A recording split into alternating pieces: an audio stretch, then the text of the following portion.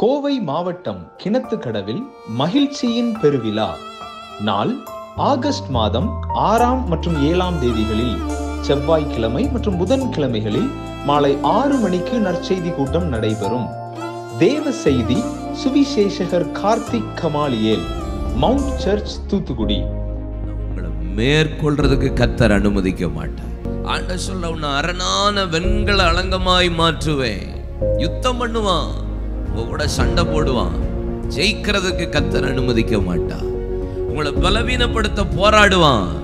உங்களுக்கு கர்த்தர் தம்முடைய பலத்தை கொடுப்பார்.